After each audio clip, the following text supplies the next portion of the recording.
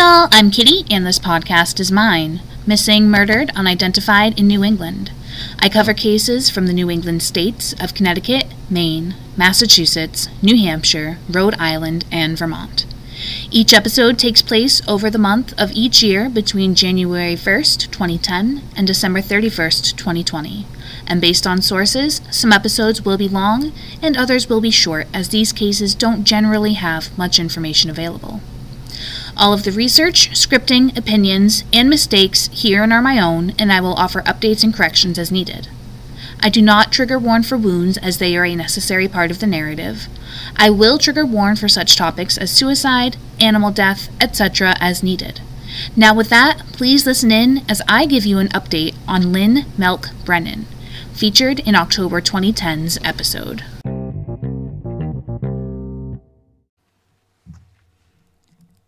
I had the honor and pleasure of talking with a dear friend of Lynne's who reached out to me via email at minepodcast@gmail.com. All one word, and mine is spelled with 2 M's, 2 I's, 1 N, 1 E.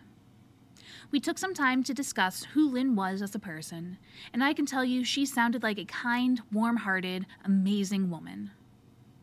Lynne Melk Brennan was 53, funny, loving, and caring.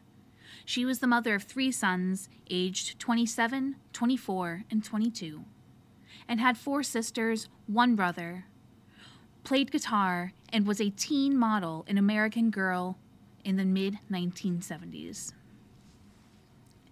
Lynne was going through a divorce at the time of her murder from her husband of 30 years, John D. Brennan.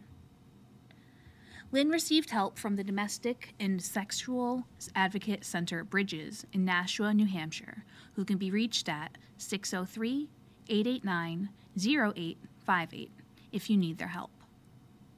At the time of Lynne's death, her ex-husband had a girlfriend who allegedly hadn't been interviewed by police until years later. Lynne only lived in her apartment at 267 North River Road, Manchester, New Hampshire, for 6 months, and in that time had come to find the landlady's son to be unnerving, and had resided in Hudson for years prior to that. The housemates in the apartment home that Lynne lived in were a pair of lawyers who were allegedly uncooperative with authorities. Lynne was also going through a time of depression, which is understandable given all she was going through. Lynne was on medication at the time of her death as well.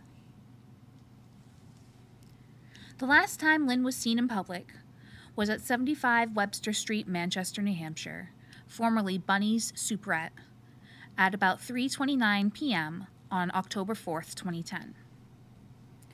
Lynne was then murdered prior to October 10th, 2010.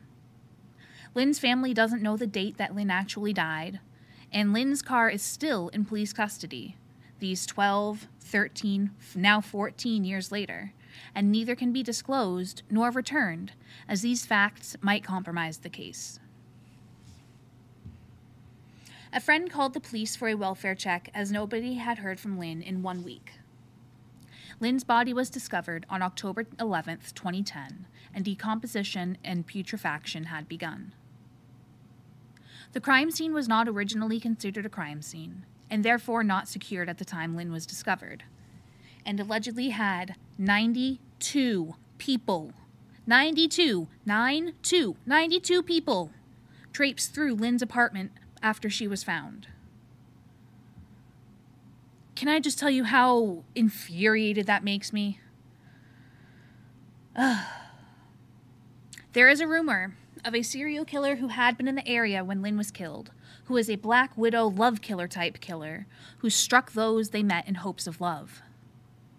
Lynne was very, very unlikely to have met up with this person, as she was not one to take risks like that, and the chances of a random killer following Lynne home is incredibly small. According to sources, Lynne wasn't the type to put herself in any danger, and there were no signs of forced entry in her home. Someone made a tip about a white car with New York plates. It is unsaid if the tip led anywhere, or if it was even investigated by the cold case squad. There was an instance when a friend of Lynne's was patrolling online to see what they could learn about Lynne's case, when they came across a self-described right-wing website where two men who claimed to have gone to high school with Lynne were discussing her in a very perverse way, including her breasts and how attractive she was. This was after Lynne had been dead, not too terribly long either, and the way they were talking was incredibly disrespectful. Lynne is buried in a cemetery in Portsmouth, New Hampshire. Manchester Cold Case Squad is taking an interest in Lynne's case and is doing what they can with the resources they have, which Lynne's family is helping to increase by their advocacy work. The one quote that is the main takeaway of the interview is that, "We're still looking." Lynne's sister Lisa is still looking into Lynne's murder and has not given up hope and is continuing to dedicate time to her sister. Please call 1-603-668-8711 with any information.